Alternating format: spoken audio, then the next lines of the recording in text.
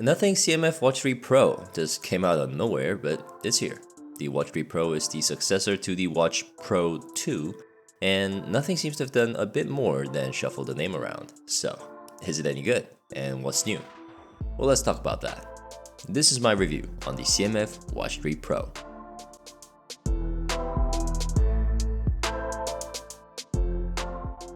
Let's start with design, which is my top priority with any smartwatch. And with the Watch 3 Pro, it's a bit of a mixed bag. I picked up the orange model since it's the only one with a new textured bezel design, and it's clearly the color nothing is pushing for in all the promo shots. While I do appreciate the extra personality this sandstone-like finish brings, in hand it still looks and feels pretty average. The digital crown and bezels feel unmistakably plastic. And while this is a metal frame watch, you barely notice it because it's sandwiched between a plastic bezel and back cover. I confirmed this is the case for other color variants as well. If you're coming from an aluminum or stainless steel smartwatch, this might feel a bit toy-like. And unlike last year's model, the bezels are no longer swappable, so whatever finish you choose, you're stuck with it. I do hope this rougher texture will hold up better than the smooth finishes on the dark and light gray versions. It's something I'll touch on in a long-term review if you're interested. But it's not all bad. Thanks to its plastic build, the Watch 3 Pro is surprisingly lightweight for its size, which makes it great for daily wear and workouts. And if orange isn't your thing, which definitely wasn't for me, swapping it out is as easy as any other watch with a 22mm band.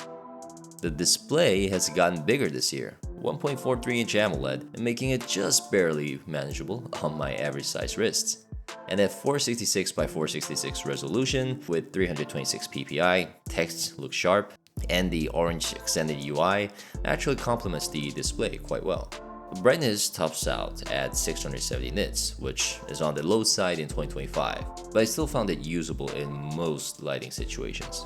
The auto brightness though is just not very good, often keeping the screen at low brightness even in broad daylight. The always-on display is another issue. It's fixed at such low brightness that it's basically invisible outdoors. And yes, it does impact battery life.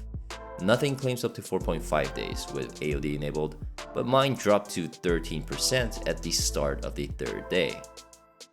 Now to be fair, I have been testing features heavily, downloading watch faces, tweaking settings, but I wouldn't say battery is its strong suit.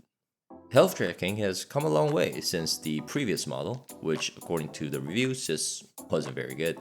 This time, nothing put in real effort to change that, and it shows. The dual band 5-system GPS was spot on during my city runs, and the new 4-channel heart rate sensor delivered readings nearly identical to my Mi Band 9. Whether that means they're both accurate or wrong is anyone's guess, but at least they're consistent. Sleep tracking also seemed solid, just make sure to enable enhanced sleep tracking for the best results. Now apparently smartwatches in 2025 basically double as phones, so let's talk call quality. There's a new mic for better voice pickup, and it works. People on the other end didn't even notice I was talking from my wrist.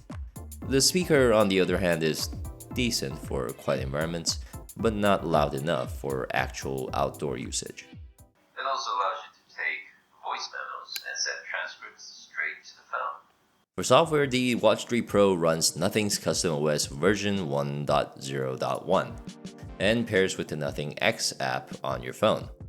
Navigation is pretty straightforward. Press the crown to access apps, double press for voice recording with transcription support, or Google Gemini. Swipe left or right through widgets for activity, sport modes, music control, sleep, heart rate, and calls. Swipe up or down for notifications and quick settings. Overall performance is smooth too, on par with other wearables, I'd say. Though there is a slight pause right after waking the watch, particularly when opening the app drawer or scrolling through widgets. And while the textured crown is nice to have, the interface doesn't quite take full advantage of it. For example, you can scroll through the app list, but not widgets. You also can swipe up or down while on the widget screen to directly access notifications and quick settings, which breaks the flow a bit in my opinion. Plus, there are other issues like having no way to customize or rearrange the widgets, and the watch tends to disconnect from the Nothing X app more often than I'd like. As for watch faces, there are over 100 options available, and you can find some good looking ones, but downloading them takes time, and sometimes they just fail to download at all. I found that disconnecting and reconnecting the watch usually fixes this, but it's certainly not ideal. I guess I could end this video by answering the main question. Will I keep the CMF Watch 3 Pro as my main smartwatch? And the answer is yes. Without the toy-like orange strap, this actually looks pretty tactical with my NATO strap. And I do appreciate Nothing for focusing on the shortcomings of its previous model instead of a cosmetic update. The hardware and feature set is a solid step forward, even if the software still feels like a work in progress. And at $99, it's a solid smartwatch for everyday use and health tracking needs. So that's been my review of the CMF Watch 3 Pro. But what do you think? Are you planning on buying one? I'd love to hear your thoughts in the comments below.